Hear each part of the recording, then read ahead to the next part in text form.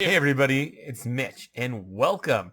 Today we are going to be taking a closer look at the Arcane Archer for Dungeons & Dragons 3.5. And specifically we're going to look at one of their most notable features, and that is Imbue Arrow. Now, Imbue Arrow is a really interesting class feature. It's something that you don't really see a lot of other classes have. I think it might even be unique to the Arcane Archer. It's something they get at second level, and it's quite powerful. What it does is it lets them take an area or a spell with an area effect on it. So any spell that has an area, and fire it, and then wherever that arrow lands, that's where the area from the spell is going to emanate from, which is pretty nice. It's much better than which can be really, really potent. Now, some spells are definitely going to be better than others to do with this. Like Fireball has an area. You absolutely could put Fireball on this, but Fireball also has long range. So I mean, yes, you can fire a bow even farther range than long range spells for the most part, because bow ranges are absolutely insane. Um, a good composite longbow is going to have a maximum range of around 2,000 feet, which you're going to have to hit pretty high level before you actually start overtaking that with long range spells. So, okay, you're going to get some benefit from putting that on putting Fireball on an enchanted arrow. But how often are you that far away from your enemy that it's going to matter? The answer is not very often.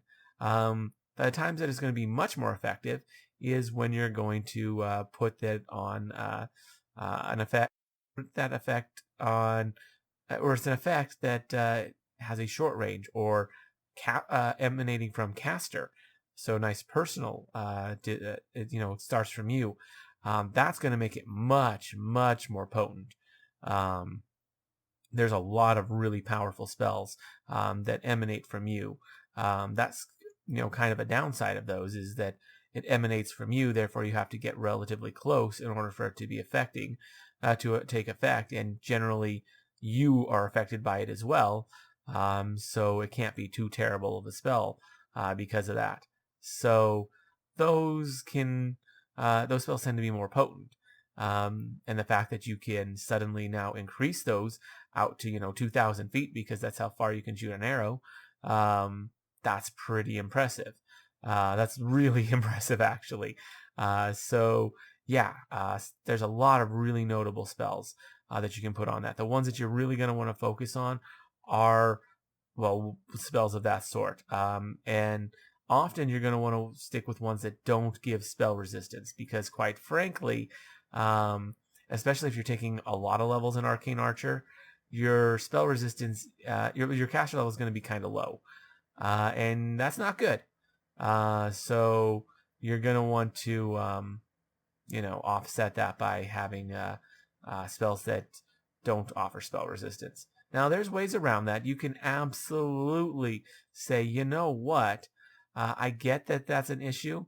How about I just, or you can say, you know what, how about I just take 2 levels in Arcane Archer? That could work. You could use this as a dip class. Maybe only take, and then take combat casting, not combat casting, practice caster to keep your caster level up.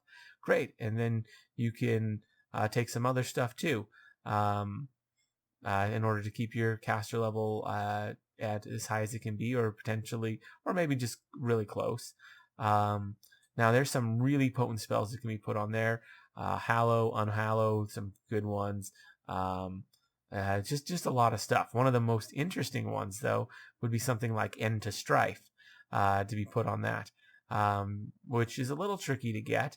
It requires some complex ways to do it. Rainbow Servant, 10 levels of that would be one way to pull it off, one of the easier ways. Other ways would be to multi-class with Wizard and like Cleric or Archivist, and then take some levels in like Mystic the Urge, or if you go an Archivist, if you get an Animal Companion, which I believe Archivists are able to, you can go Arcane Hierophant. I think there's a way to do that with the Archivist. And then if you do that and Mystic the Urge, you can get there extra fast. Very, very possible, because then you now suddenly have cleric spells. But things like Rainbow Servant also work, because that'll just add all the cleric spells to your spell list. You lose some caster levels doing that. You lose some either way.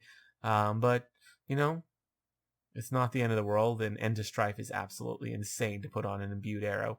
Yeah, it basically it makes that spell so much better.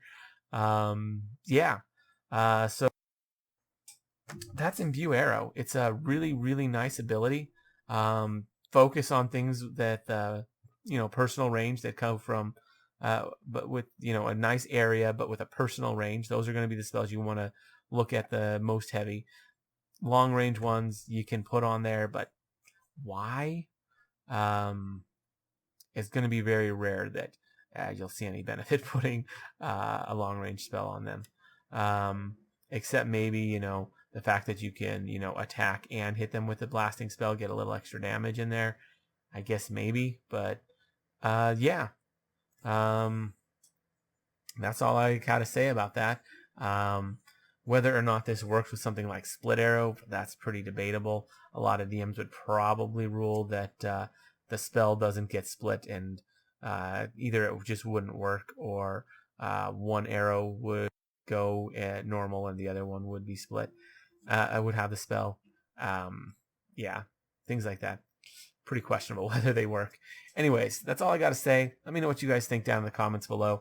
If you enjoyed the video, consider giving it a like. Maybe subscribe to the channel for more D&D 3.5 content, and ring that notification bell so you never miss out on a video. Anyways, as always, I'm Mitch, and I'll be seeing you